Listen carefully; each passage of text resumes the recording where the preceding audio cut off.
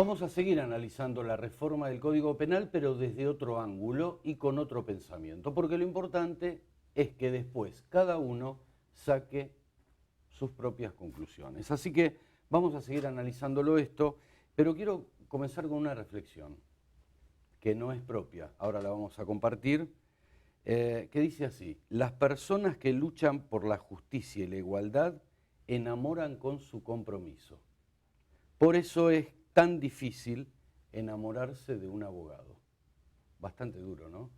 Lucas Arrimada, gracias por haber venido. No, gracias por la invitación. Bueno, un pensamiento muy duro, Lucas. Sí, y crítico pero constructivo, ¿no? La idea es exponer y evaluar el rol de los abogados en las sociedades contemporáneas. Yo creo que siendo profesor de Derecho Constitucional y viviendo en el mundo académico, las facultades de Derecho no solamente forman profesionales que operan en el Poder Judicial, sino, como todos sabemos, forman políticos, cuadros, funcionarios, jueces, y entonces el rol de un profesor, pero el rol de quien se dedica al derecho es también ser o tener una perspectiva crítica sobre esa actividad, sobre esa profesión, siempre con una idea de compromiso por los ideales básicos de una comunidad. Entonces, esa reflexión que traías y recordabas en el inicio era una idea de con la ironía fomentar una reflexión crítica sobre nuestra profesión.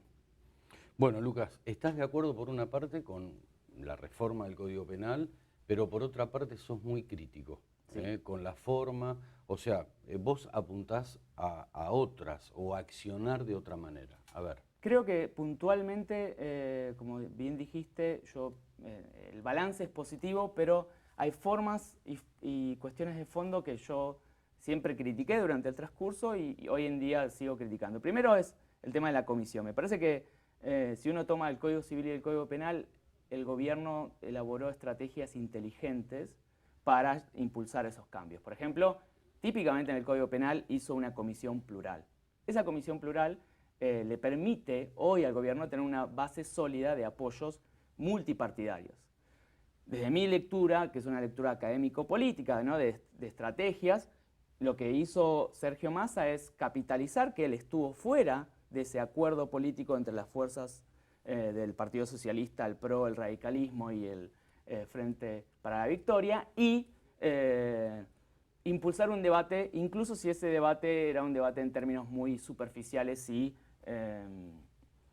populistas, por así decirlo, ¿no? Sin tener el Código Penal o el anteproyecto del Código Penal como centro. Entonces ahí lo de la comisión, que fue en inicio una buena estrategia legislativa y política por las elecciones de octubre pasado y por la presencia actual de Sergio Massa, le resultó al gobierno como una suerte de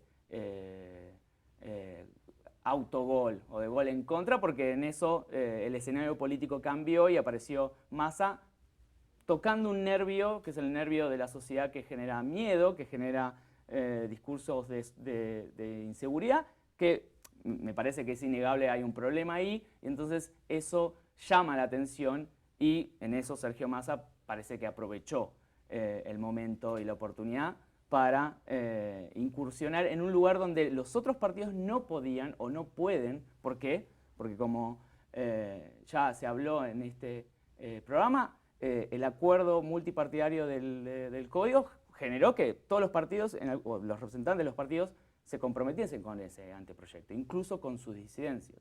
Entonces, ahí el único que no se comprometió es el que apareció criticando.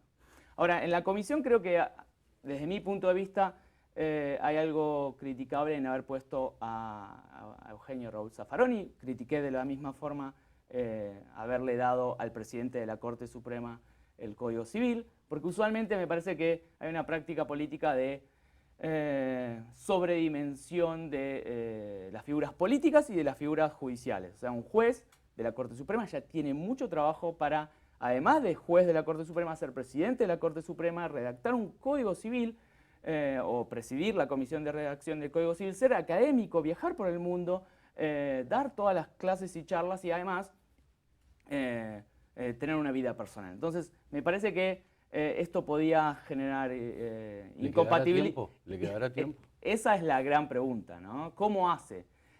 Y eso implica un conjunto de delegaciones prácticas, pragmáticas, que implican que esa persona efectivamente no está realizando alguna de las tantas tareas que realmente tienen superlativa importancia. Entonces, en eso, y mi crítica no era específicamente de intenciones políticas, sino de cuestiones pragmáticas. Es más, necesitamos desconcentrar el poder y cuando un candidato, un político, un funcionario o un juez o una Corte Suprema, que de hecho ha realizado cambios de importancia superlativa en la institución argentina, replica prácticas de los otros poderes que son en algunos sentidos criticables, porque implican concentración de funciones en pocas manos, en este caso ser presidente de la Corte Suprema y a la vez el redactor de un anteproyecto de ley, ¿no? ¿Qué va a pasar?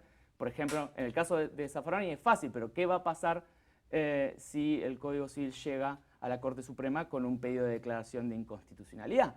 ¿Será el presidente de la Corte Suprema quien resuelva la constitucionalidad sobre su propio código, cuya autoría es innegable, ¿no? Hoy Vélez Sarsfield es un prócer porque redactó, además de haber sido un político en el siglo XIX, un código civil que está vigente y que debe ser reformado. Entonces, esas fueron algunas críticas que realicé, más allá de que creo que el proyecto, en ambos casos, es un proyecto positivo que va a dar cambios a la legislación y cambios que son necesarios.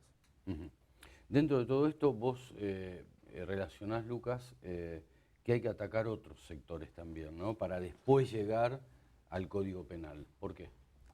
¿Por qué? Es una excelente pregunta y mi intuición y las ideas y los estudios que se trabajan en los aspectos institucionales del sistema penal o en los aspectos criminológicos de la sociología del delito, obviamente hablan de que además de cambiar las reglas hay que cambiar las prácticas de las instituciones que interpretan y aplican esas reglas. Entonces, un código penal puede tener realmente cambios sustanciales, como creo que este código tiene, más allá de algunos disensos en algunas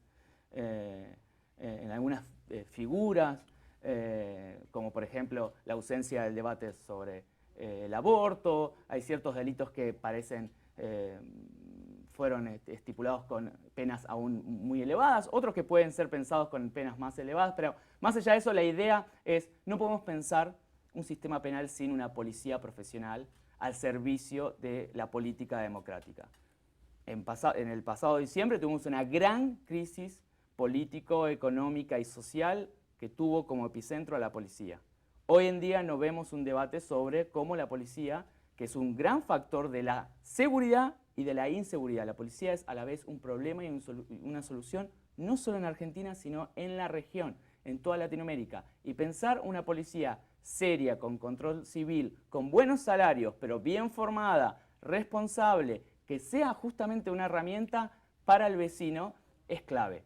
¿Lo estamos haciendo? Yo creo que todavía no. Creo que hay una legislación y una institucionalidad policial a veces comprometida justamente con los intereses contrarios a los que usualmente nosotros lo pensamos.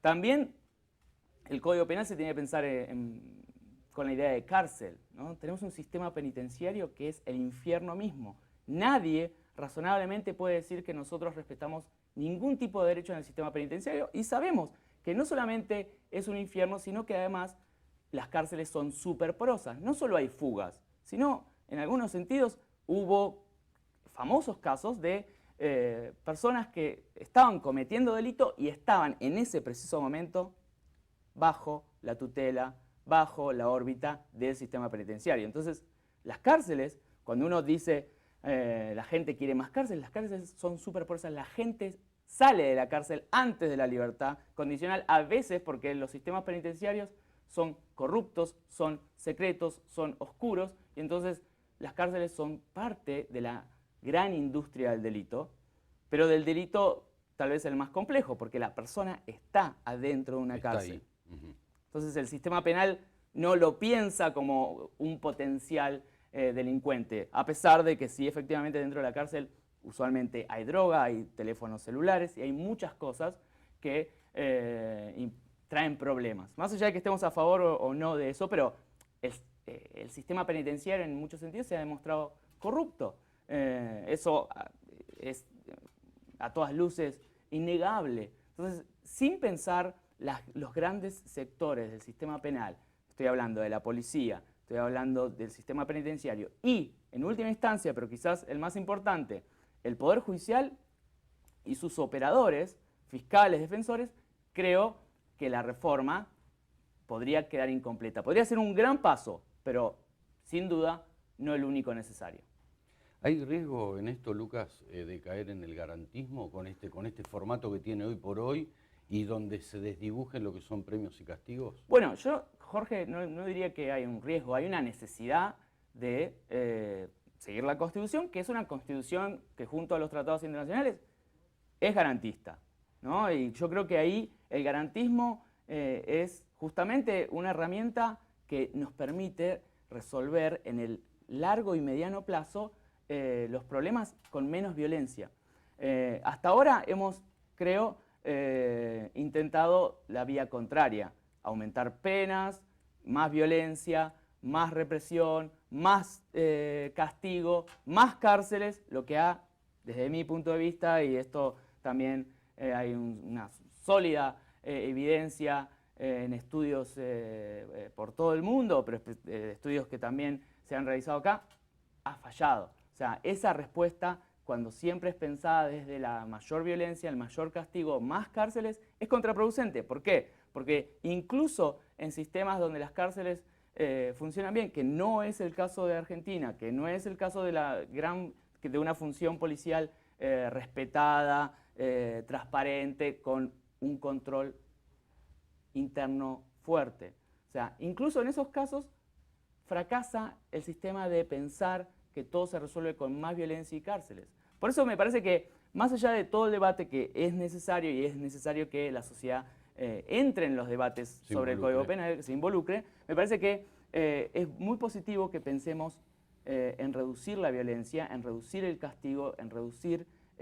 porque eso históricamente se ha probado, genera más violencia y genera más delito. Usualmente, o sea, no es muy difícil pensar que la cárcel va a devolver a una persona con más rencor, con más violencia y que va a impedir la resocialización. Usualmente un delincuente entra por un robo menor y sale básicamente como un gran profesional del delito, porque adentro de la cárcel no solamente se llena de rencor, odio, sino además vive una vida cercana al infierno. Hay violaciones sistemáticas de derechos humanos, hay tortura en la cárcel y esas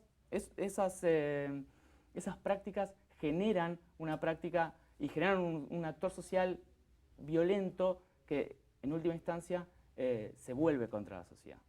Gracias, Lucas. Por favor, gracias Jorge por la invitación. Pausa.